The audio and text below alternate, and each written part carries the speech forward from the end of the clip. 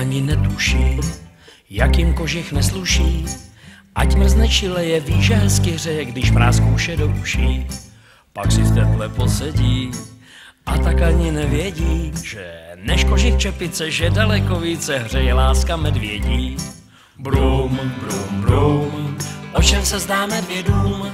Hlavu, zadek, nohu schovej do brlohu. Brum, brum, brum, brum, brum, brum, zaspíváme medvědům. Dobrou noc, vyšel mi, nechrápejte velmi, nebo si zboříte dům.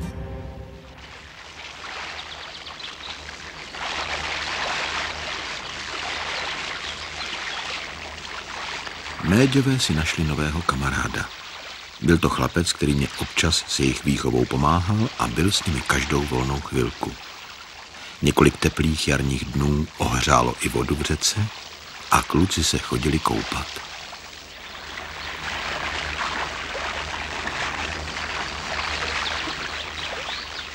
Zatím jen tam, kde nebyla hloubka a kde si mohli všichni hrát. Vlastně ne úplně všichni. Vojta se vodě pořád vyhýbal.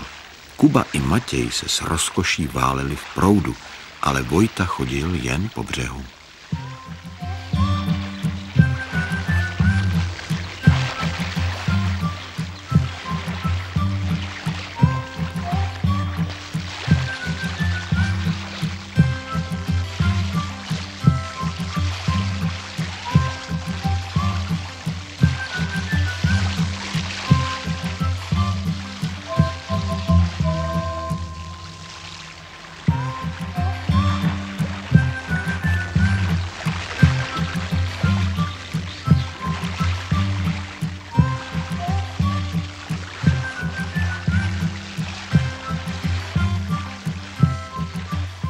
U potoka jsme se zastavili i při cestě do skal na severu Čech.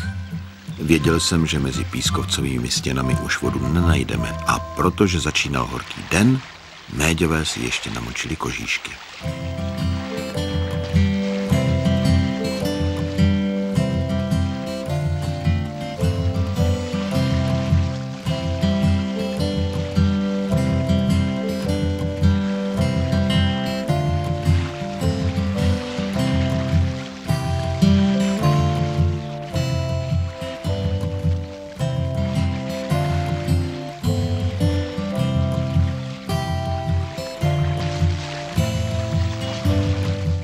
V poslední době začala medvíďata zkoušet svoji sílu na mladých stromcích. Když to dělala v lese, nebylo ještě tak zle. Jenže klukům bylo jedno, jestli ohýbají jabloň na cizí zahradě nebo vzácný stromek v národním parku.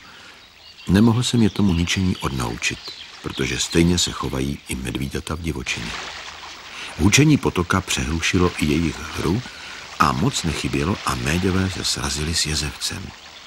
Opatrný starý bručoun hledal na břehu slimáky a medvíďata uviděl až na poslední chvíli. Neměl rád společnost a medvědí společnost už vůbec ne. Než by se potkal s takovými uličníky, raději přeplaval potok na druhou stranu a s funěním odběhl do lesa.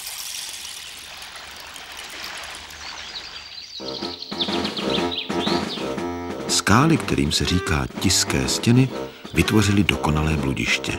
Jsou zde písečné cesty vedoucí odnikud nikam, úzké uličky i jakási náměstí. Skály mají okna i jeskyňky, ze kterých čiší studený vzduch. Medvíďata se zde cítila jako doma. Zpočátku jsem měl strach, aby se nestratila, ale nebyla k udržení. Řekl jsem si, že až budou chtít, sama si mne najdou a šel jsem fotografovat.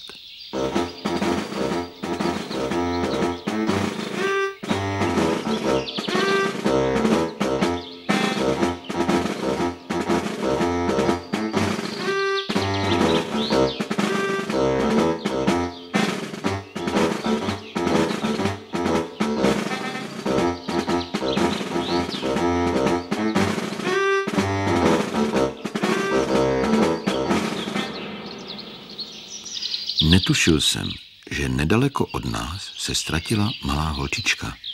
Jenom na chvilku se zpozdila za ostatními výletníky a najednou nevěděla, kudy kam.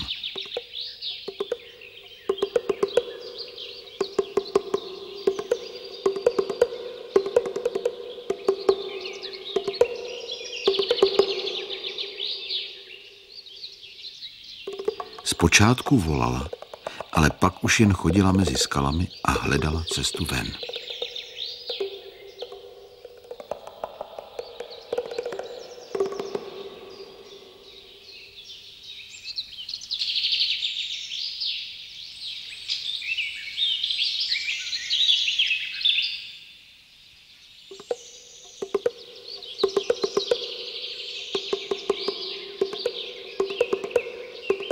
Nakonec si sedla na kámen a začala plakat.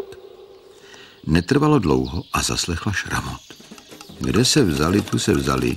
Najednou k ní přišli 3 medvědi. Jako v pohádce. Nejprve se lekla, ale méďové byli přátelští a tak jim zkusila dát pár piškotů. A byla ráda, že není sama. Dokonce zapomněla, že se ztratila.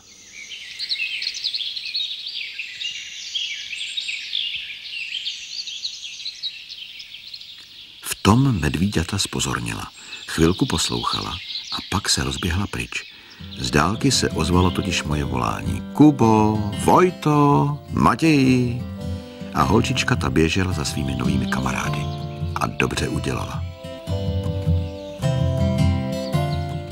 No řekněte, která holčička se může pochlubit, že jí ze skal vyvedla 3 medvíďata. Ale vy, děti, kdybyste potkali ve volné přírodě medvěda, raději rychle pryč.